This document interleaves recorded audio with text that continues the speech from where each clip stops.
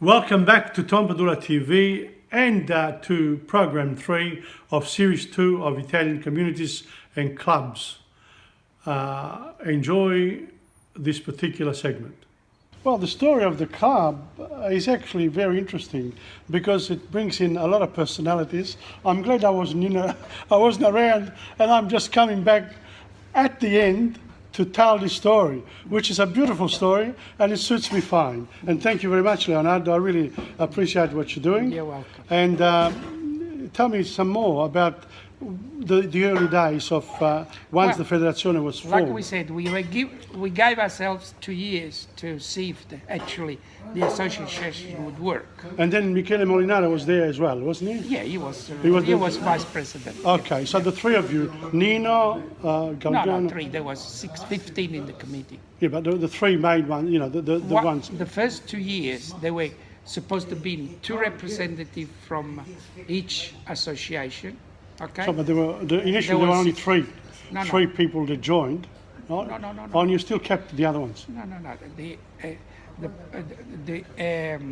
How would you put it?